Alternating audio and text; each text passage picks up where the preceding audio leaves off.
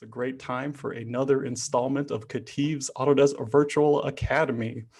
And today we have a great host today, the magnanimous, the gregarious, congenial Brian Mongkolpoonsuk. Brian, you want to go ahead and introduce yourself here for us? Sure. Thank you, Adam. I'm a customer success manager here at KETIV, and my role here is to ensure that you are happy and successful, most importantly, with the tools and services that we provide you. That's what I like to hear, man. Brian's one of our best and brightest over here. And Brian, I understand today you have a topic for us that's going to be particularly beneficial for anyone that's looking to help standardize and collaborate within their companies better. Is that right? I do, Adam. I do. It's nice. Title block templates in Inventor.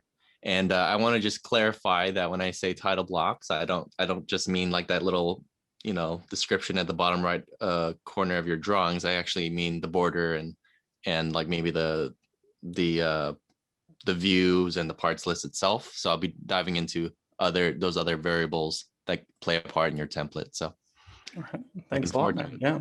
With that, I'll go ahead and hand it back to Brian to take us away on this magical journey into custom title blocks and templates. I appreciate that, Adam. Thank you. Good luck. Thanks. So title block templates, why do we need them? Obviously, one is because it adds consistency. You want to ensure that you're providing the same information every single time that you're creating a drawing. You don't want to leave out like a parts list. Obviously, you don't want to leave out the date, the part number, and you also want these to update. So the consistency helps play a role when it comes to templates, and we'll show you how to have it sync up and reference your model designs here. It helps to reduce errors because we are all human after all, and we are prone to make errors wherever there is room to make them. And it helps to reduce redundancy as well. Having to create the company logo every time, having to create the referenced information every time, especially after you make a change and you have to update all that information. This webinar will be for you because it'll help reduce all of that. All right, let's go on to the next slide here. So here are the variables we'll be adjusting in our template. First, we'll be going into the borders, which is what goes around the template, the drawing. Title block, of course, is what is at the bottom right-hand corner of the screen with the logo, usually the company logo, sheet size, designer, things like that, information like that. Sketch symbols. So if your company provides or needs and creates common symbols that you'd put in your drawings, you can templatize those as well. And in addition, AutoCAD blocks. If you have AutoCAD blocks from AutoCAD that you already have, instead of having to recreate all of them, you can reference them in your templates. And to tie it all together, there's sheet format.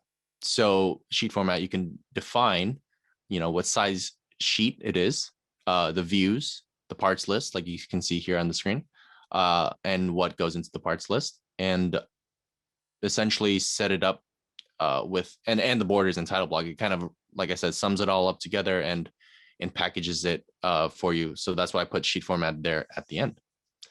So let me go ahead and drag in my Inventor over here, and let's go ahead and get into the demonstration.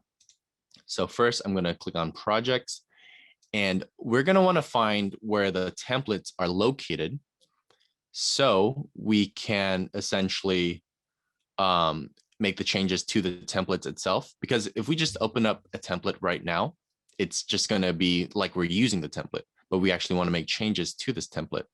So to find that, if you go to your project, go to folder options, go to templates, this will have the file explorer location of this.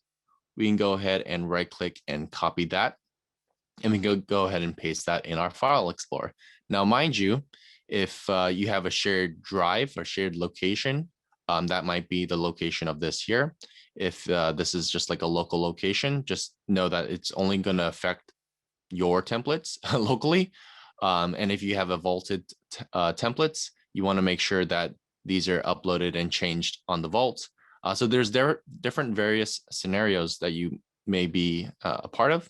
So just make sure to talk to us about, what scenario you have and if you're using it right or not. So I'm going to go ahead and copy this into my file explorer. And now we are at the location of the templates. And it's in this very long thread there. So yeah, here are our DWGs, IAMs, IDWs, and any of these file types you put into this folder here is going to show up in your Inventor. So for example, I made this test template to prove that point, DWG there.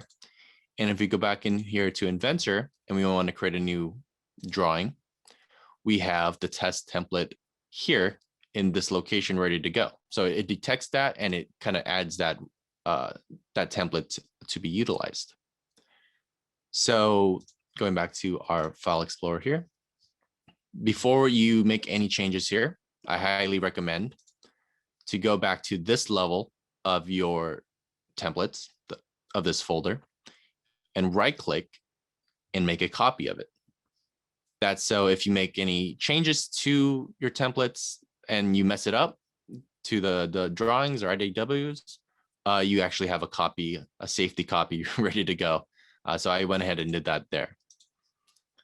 Since I already did that, let's go ahead and edit one of these. So going into here and opening it up from this location allows us to actually make changes to the template as opposed to opening it up from Inventor itself. So just keep that in mind. And we have the option, since we're focusing on drawings today, either opening up a DWG and an IDW. DWGs are usually associated with AutoCAD, but in Inventor, since Inventor came out after AutoCAD, they gave you the option of an IDW or a DWG.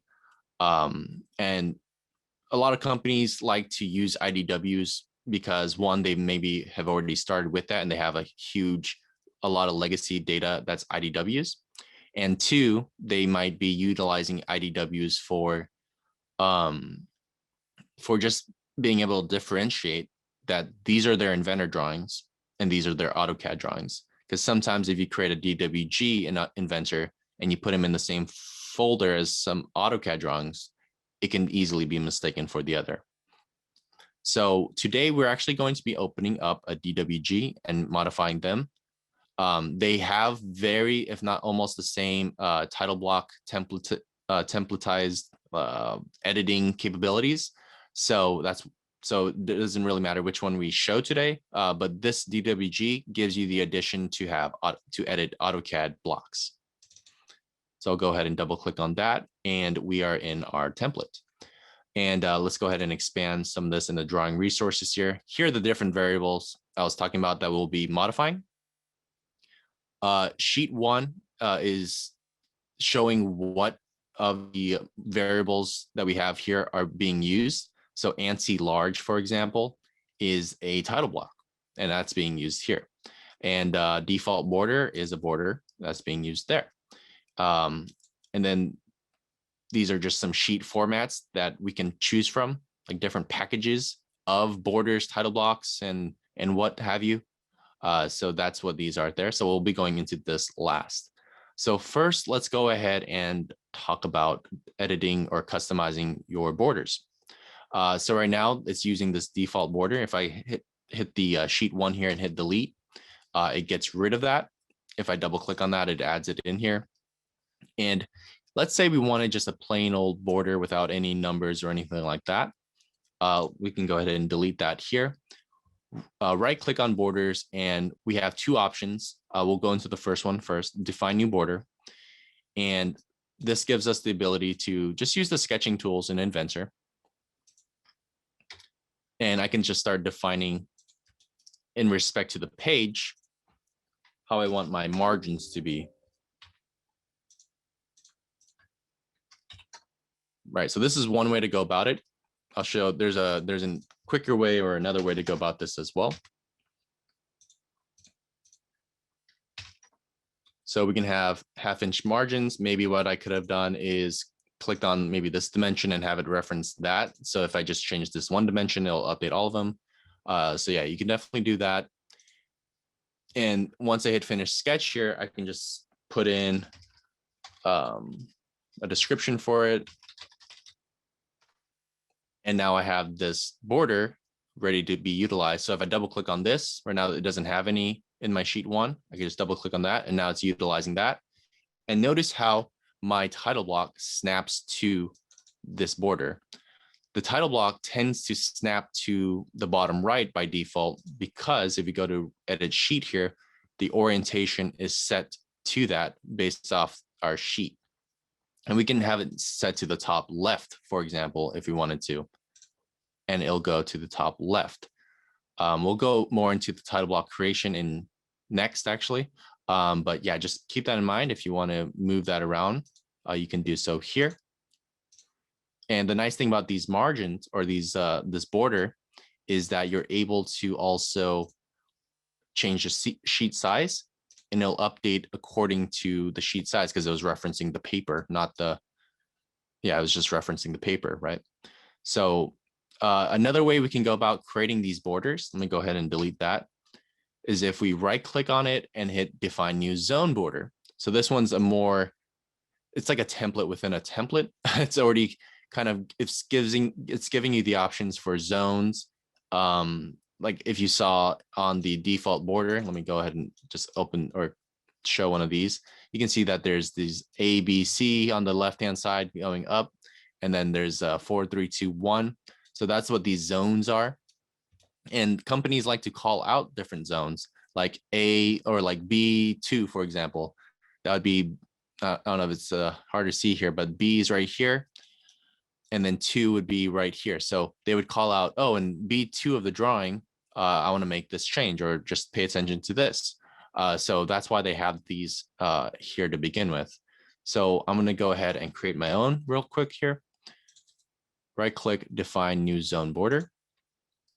And we can define them numerically, alphabetically.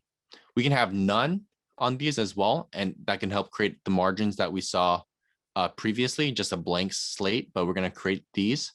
And then if we hit this arrow here, it'll expand for more details. Instead of lines that are in between each zone, we can add an arrowhead. Instead of going, it was going D, C, B, A, instead of A, B, C, D, we can go vice versa for those. And then here is where you can define your margins. So if I wanted them to all be 1/2 inch, this looks like it's 1/2 inch top and bottom, but 3/4 of an inch left and right, I can just change that to 1/2 inch there. And then when I hit OK, it will go ahead and define that for us.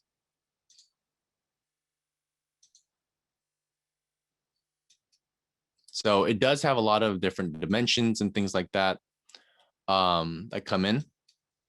And if you want to make changes to this, you actually can't. You just go and create a new template or a new border. So just keep that in mind when working here. So we can call this KETIV border. There we go. So something like that. All right, next, let's go ahead and dive into, I do see some questions coming in, but let's see if we can maybe. Okay, so I think I just answered that question of how do you add zones to the borders. Yeah, that's essentially the define new zone border. All right, so for title blocks, so right now we're utilizing, of course, the ANSI large here. We can hit delete and we can create our own. But before we do that, let's go ahead and take a look at the ANSI large and see what it consists of. So notice one, it's in the middle of the page. That's because, like I showed, it will snap to the bottom right. 2, it has a lot of dimensions. I won't create each and every dimension for my title block today, so you guys can save time. But essentially, we are going to create some of these variables and that reference essentially whatever you want it to reference or whatever data is available. Like this references the creation date, maybe of the model itself, the company, et cetera, et cetera. So this is just like an idea of what a title block typically looks like. So let's go ahead and create our own. I'm going to delete that, and I'm going to right click the title block and define new title block. And we're back in the sketching environment. I'm going to just create it here somewhere in space and start defining some of the sketching here. And bear with me, I'm going to do a few button clicks for just creating this template just to make it look somewhat decent for everyone here. And I want to add some dimensions to just make sure they are the distance that I actually expect them to be. So there we go. And then we'll keep going down here. Oops, went over. I'll just trim that off.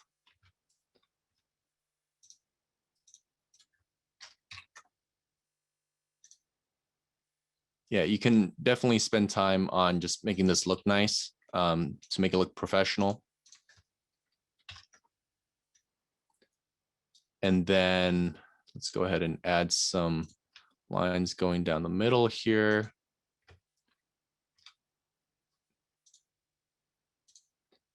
And if I wanted this to be 2/3, because I've split in half and I want to be like 2/3 equal distance apart, we can go ahead and add some math to the dimension itself. So I know this distance is 2.5 divided by 3.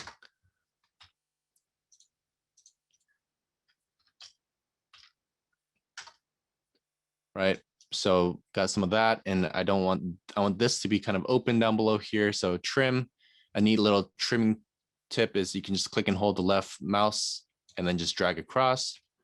Then let's go ahead and place just a few more here, and then we should be good.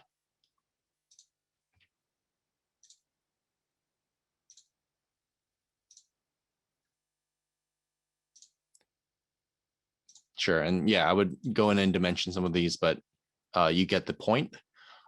So now let's go ahead and insert some of the text here.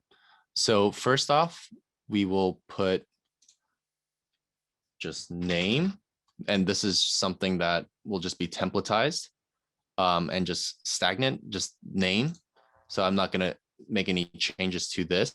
And notice at the top left, that's where it can be defined from. So if I can make my dimensions based off that if I wanted to, or if I wanted to center this, I instead can go back to this name and choose center justification, hit OK. Now this purple dot, if you can see that there, is in the center of name, and whatever this ends up being in the future, or actually, I guess for the reference information, it will be in the center. For this, it doesn't have to be, but I mean, it helps to be able to have something that you can reference into the center of this. So what I can do now is I can go to the center of this here. So let's go here. Let me just draw a line out here in space. Dimension that to be 0.833 divided by 2. And then we can just like drag that over to there and then like delete that, for instance. Just generally, you can go ahead and make, oh, I should have lowered it actually. You can make dimensions based off that. I'm not going to make a dimension for each one, but you can. You have the ability to do that, and that's what it was like in the title block beforehand. So I'll go ahead and just do this one, and this one was the 0.833 divided by 2. Okay. So now let's just go ahead and quickly go through the rest here. This one would be date. And then over here, we want to put who it was designed by, so designer.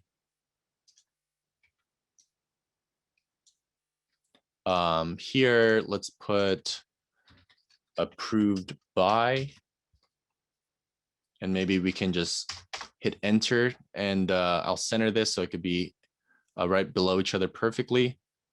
And then when I put that into the middle there,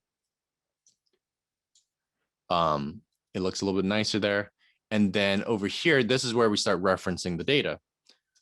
So the designer, if I go to this type here, I can reference the model. And I will go to, instead of appearance, I'll be adding designer. And then we have to hit this add text parameter before we hit OK, because it needs to show up here. And now we can go ahead and put that in here. Let me center this, because when I wanted to show, I wanted to actually show starting from the center. And it is okay if it overlaps, because sometimes it's going to be shorter than what it is here, especially the date. But just keep that in mind. If you do have a long name, for instance, then you might want to make the title block bigger. But yeah, it's okay if this text overlaps. But if like permanent text or future text does overlap, just consider making a bigger title block. And then over here, again, let's create a reference. So this one is referencing the creation date.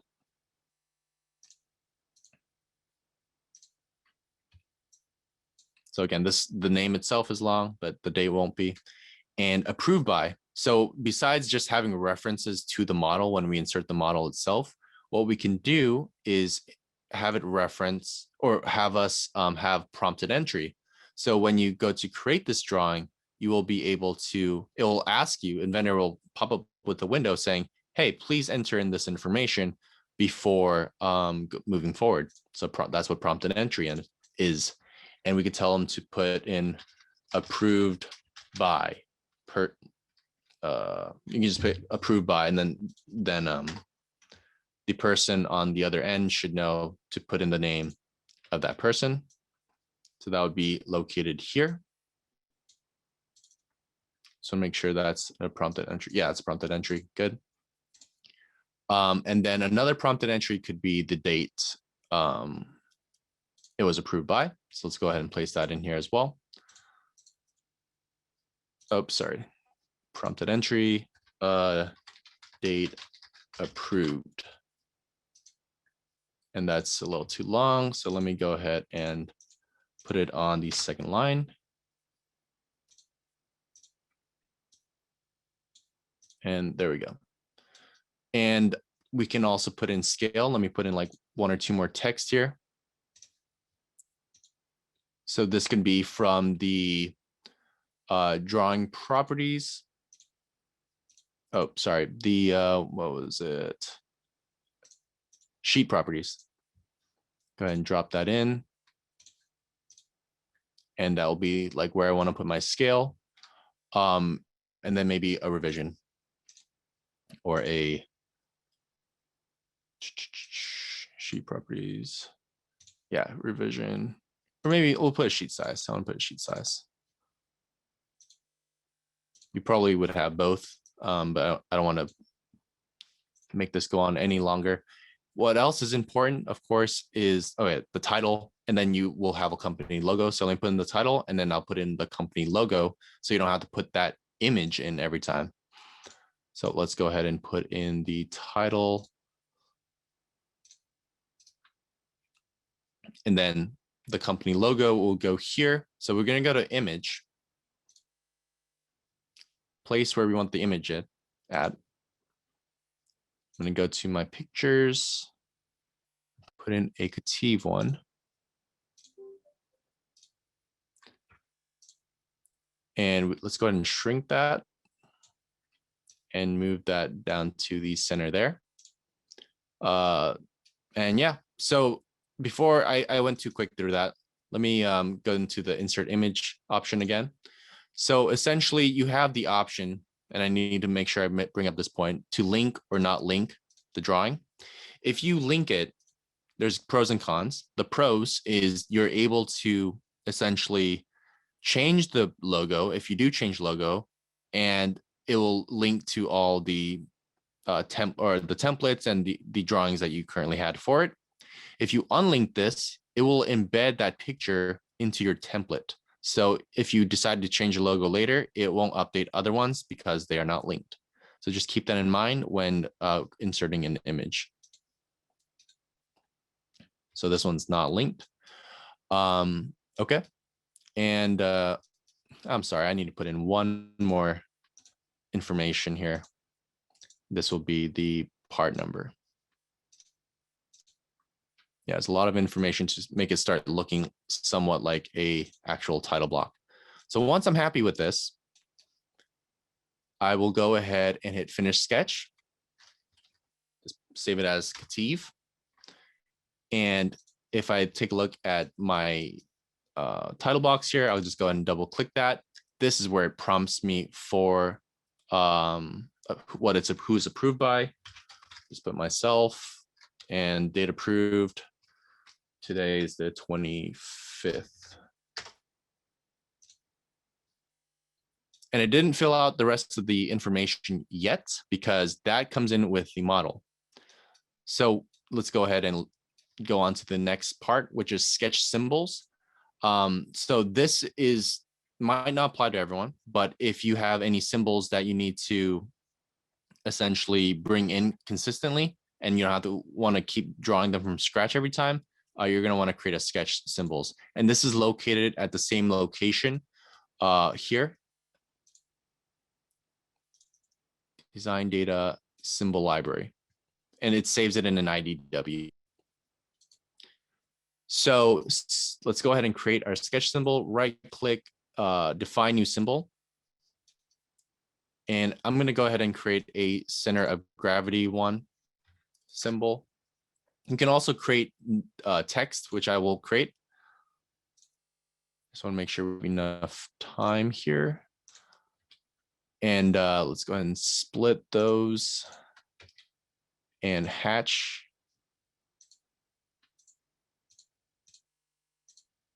Now we have a sketch symbol, and we'll just call it center of gravity. And we can use that whenever we want and when we're using this drawing. Now we can go to our AutoCAD blocks if you want to insert some of these. So if I go to import, all right, real quick before I do that, let me go ahead and define text. And this would be maybe some notes that your company has, text that you don't want to populate every time you create a new drawing. So it might be warning symbols, things like that.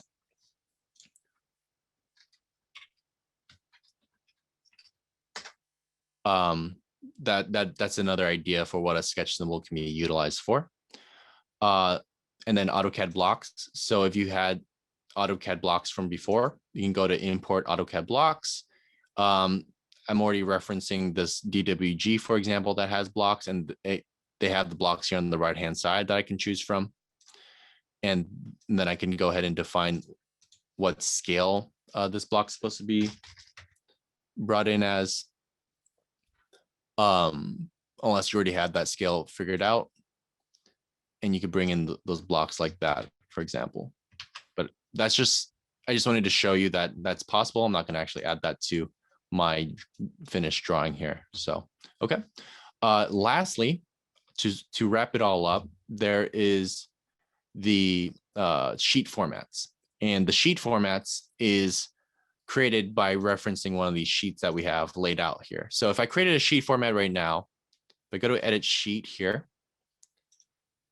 it's going to use a C-size drawing. It's going to use this title block that's in the sheet, et cetera, et cetera. What I do want to add to this before I create my sheet format is a view. If I want the drawing, the model to come in with a front view, side view, top, and isometric view every time, we can go ahead and do that and templatize that even if you want. So let me insert the example of a car seat.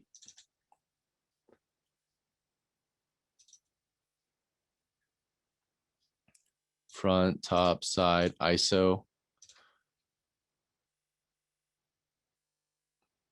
And let's go ahead and move that. Oops. Move that down below here.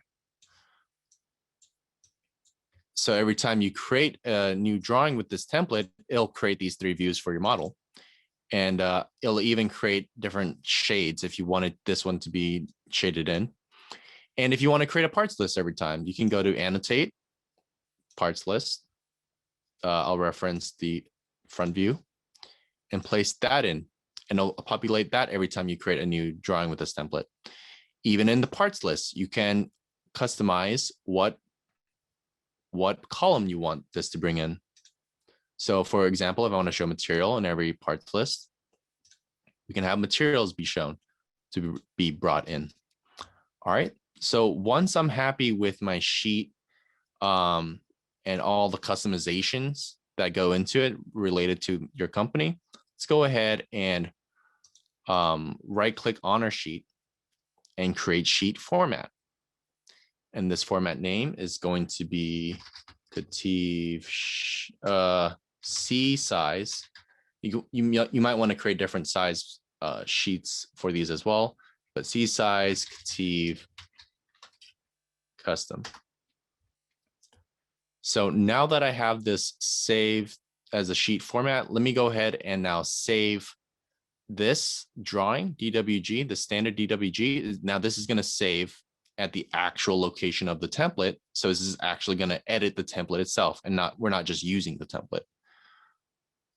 So I'll go ahead and hit save. It popped up on a different screen. Okay. And now let's go ahead and test this. I'm not going to use the same drawing or the same assembly because you might not be able to tell the difference. So what I'm going to do instead is I'm just going to open up the one part of this assembly. So it's another assembly altogether. And I'm going to create a new standard DWG from this. Oh, the template's still open. Let me close it. A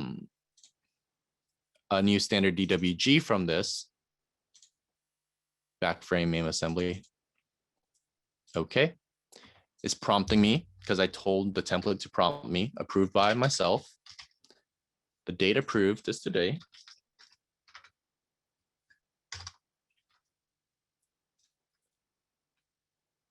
And it brought it in the way that I kind of expected it to. Might not be exactly where I want it to be. Maybe I'll move that there closer. Maybe I can move that there back further because not every model is going to be exactly the same.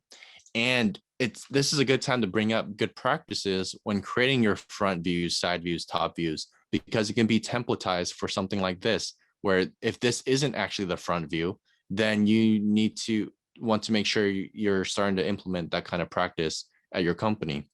But it did bring in a parts list that's specific to this assembly. It did bring in a different number, and I see that. So this is where I need to change my title block size for the name. But it brought in my title, brought in the sheet size, the scale in which we're reviewing this, and the logo. So it brings in everything exactly like you'd want it to be. Just be mindful where that everyone has access to your template. So that's the next step, is making sure that that's kind of consistent throughout. But that's essentially how you would go about creating your templates and customizing them.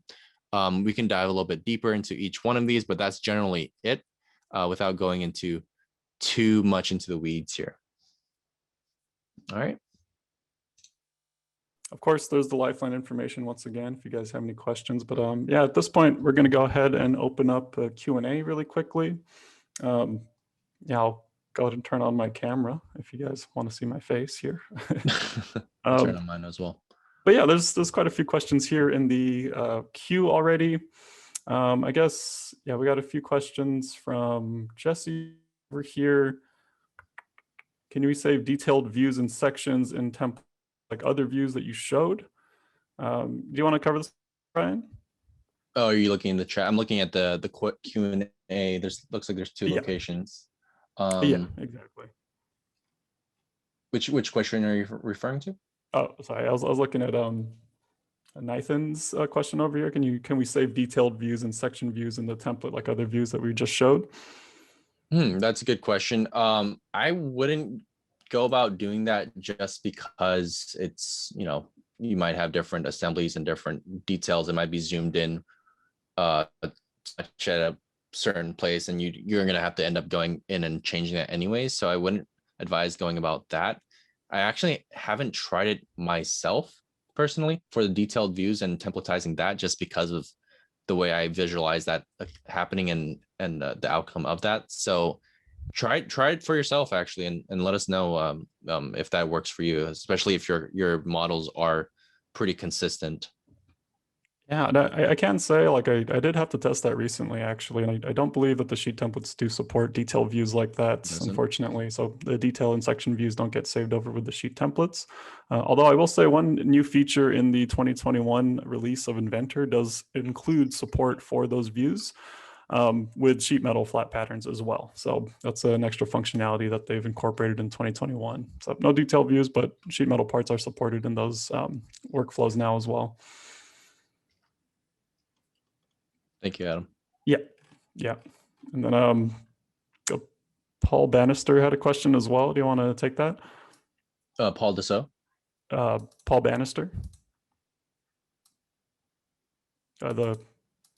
Oh yes, consulting for different clients. Part number is not convenient for identifying how things relate. Is there a way to make a part number a derived rather than a driving feature? That's particularly relevant factor with respect to the automatic fill out of title blocks. Any solutions? I don't have an answer to that. That's on my head. Yeah, I was thinking Driving about from in the that presentation here. Yeah, I was thinking about the idea behind that, because of course you could, like, you could set up fields in your title blocks to pull down part number as you want it to inside of your template, inside of your title block and the like.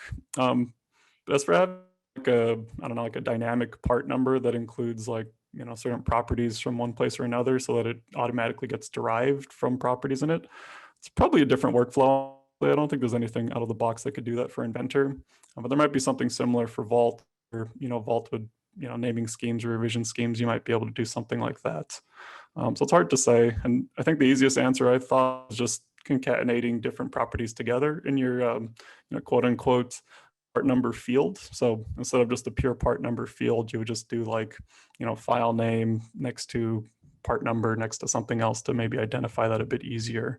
I think that would be the easiest thing, but there might be possible solutions in Vault workflows as well to generate more dynamic numbers, I would say. Hey, Michael, I see one from you. A long time no talk. Brian, can I purge unused drawing resources from the template? You can, or you can delete them. I think if they're being utilized by other drawings, I might be hesitant to doing that.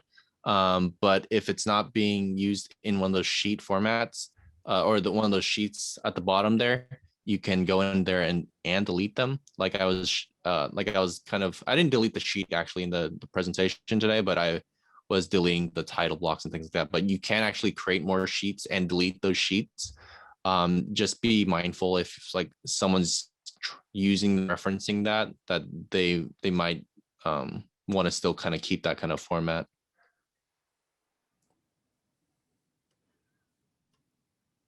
Please repeat that question. Can I purge the unused drawing resources from the template? I think Jessica already got responded in the chat there. Yeah, okay. No worries. Okay. Yeah, there's that. And then there's one from Raptor01. You cover updating existing title blocks. Updating existing title blocks. Not today, but we can definitely do one in the near future, if we get some. Looks like this is a pretty popular one, so I highly I have a good feeling that we will in the near future, but not in today's. And there's another question from Nathan. Does any other session with iLogic or API for drawing sheets? Jessica already posted a link there. We have some videos on the topic already. And I will say that Inventor 2021 also included some extra revisions to the iLogic programming interface for drawing hooks and logic snippets and stuff like that. So there's a bit more functionality in the drawing automation specifically as part of the 2021 release. I don't think we have a dedicated video for drawing well, actually, maybe we do actually, but we might have specific videos for that. It did get better in 2021. Is what I'm getting at. Adam, do you know the answer to this one from Luis? The prompt entry inventor labels works, or does the prompt entry inventor labels work in AutoCAD as well? I'm not sure if you know that. I'm not sure. Yeah, you're talking about if you set up a prompted entry on a drawing in Inventor and then you open up the drawing inside of AutoCAD, would it still prompt you for that? I'm not sure. Yeah, I'm not sure. There's some good questions. Yeah, I'm not sure. Yeah, we could definitely look into that for sure. Yeah, if you ask the question in the Q&A, these are actually something we can grab in an Excel after, and we can follow up with each one of you guys on this. The ones in the chat, I don't think that's something that was really captured. So yeah, ask the questions in the Q&A, and then we can definitely follow up with a question like that. Looks like Michael, yeah, okay. And then one from Hanson C2. Can a linked date be entered in TB with a title block with a specific format, for example, December 05,2 instead of the 12-5-2020 as default? Do you think there's an answer for that? Because I'm pretty sure that the property for date comes in like as the metadata from the part. But I'm not sure. What do you think? Hold on. Can a link date be entered into TB with a specific format? So it links to whatever was typed in to the properties itself, but I understand the question. Because I'm imagining that in my head right now, and I don't. The answer is the second one, like you were saying. So I don't remember seeing one for December 5th. So the answer would be no for now. Let me see if there is a way, or if there is one that I'm just missing here. But yeah, the answer would be the second one that you're showing there, which is the default. Yeah, it looks like okay. Yeah, so that may be a way. We have to definitely confirm it for ourselves as well, though. Right on. Okay. Let me see if I can confirm that, but yeah. Okay. Any other questions here? I guess there's one question from Paul too, if we have time. 52. Best practice controlling line weights and text size in the title blocks. That's an interesting one. Can you speak to that, Brian? Line weight and text size in the title block? Correct. Oh yeah. So inside of the title block, when I was making the changes to that, let me bring that over here. Oh, this is the actual drawing itself. Anyways, let me just speak to it then. You're able to change like the size of the text while in there. And then there's ways, you know how where I was going into centering it and putting the name down below at the actual location itself. There's also ways you can change the size of that in case, like, let's say this title block was bigger and I needed a bigger name to fill that out. I can definitely do that. It's not like AutoCAD where you'd have like different like line types, for instance. You can have different fonts. You can like bold things and things like that. And center left offset to the left, things like that. I don't know if that answers your question. And I believe there is a way also to bold the borders and things like that. I'd have to dive into that in the, maybe we can show you that offline here of how we can go about doing that. But I believe I've seen a way where you can make changes to the thickness of some of the lines. Yeah, and to speak with that, you know, the title blocks and the pretty much anything on the drawings, right? They take all of their styles from the styles manager still, right? It's like I've had it where I change a font in my styles manager and it updates like the size of my zoning, for example, because I chose a different font size. And so in general, you could control like line weight styles like you would normally in a title block or drawing resources just with the styles manager. And there's like an extra layer of this too, where if you guys are familiar with like AutoCAD, there's like a lot of layer controls for like line types and coloring. And that is still in Inventor as well. It is accessible in a similar way, but there's a few extra clicks to get there. But you can still control styles, line weights, fonts, largely through the style manager, but also through the layer controls as well inside of the Inventor drawings.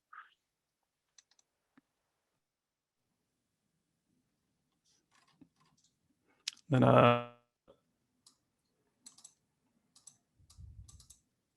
Looks okay. like from Raptor, my company just moved to a new address. I only have a handful of title blocks to update, but I can't get the old title block out to put the new one in. Can you help? Yeah, we can definitely reach out to you after Raptor to help with that issue there.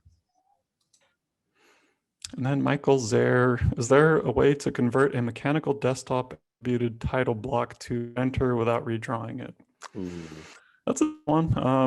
I know mechanical desktop, I think it saw its last release in 2009, I want to say, MDT, which we have done a few services where, we helped people convert their old drawings into newer drawings. There is like a transition to an older version of Inventor that was available in that workflow, and specifically, I can't confirm if it would take those same attributed title blocks into Inventor without redrawing, though. In that particular case, yeah, that requires a lot of installations, unfortunately. But I can't say for sure, unfortunately, Michael. From my understanding, and this might not be like exactly the same comparison, but if you have like an AutoCAD like drawing, for instance, template, and you bring it into Inventor and they're just like dummy lines, people tell me it's better to just redraw it in Inventor, although it is going to take a little bit more work, obviously, but like having that natively in Inventor, then the lines detected natively might be better in the long run for you. Right. So, okay. Yeah. And so, I mean, that's something we could definitely talk a bit more about, possibly, especially if you do need to transfer a lot of drawings from MDT over to your modern installations. But we could definitely follow up with some more information. I think we're coming up on time over here. Yeah, again, we have the support information on screen over there, right? So you could always reach out to Lifeline at lifeline@ketiv.com. Also, those phone numbers are also viable as well if you want to get in contact with us. We could definitely follow up with some more information regarding some of the other questions we've left over here. Also, a quick reminder as well, there is going to be a quick survey that shows up at the end of this at the end of the session as well. So any feedback, much appreciated. Love to have it. And I think it's about it. Do you have anything else to say, Brian? Nope. I'll be following up with you, Raptor, and Michael, and the other questions that were asked today in the Q&A. Again, the ones in the chat, I don't think we can recover those, but the Q&A ones, I'll definitely be making sure we had your questions answered. I appreciate everyone's time. Yeah. Questions, no problem. Okay, cool. And I think with that, we'll go ahead and call it a week so far. Our next session is going to be next Thursday at around the same exact time. So look forward to that, and we will talk to you guys soon. Thank you very much. Cool. Thanks, everyone. Take care.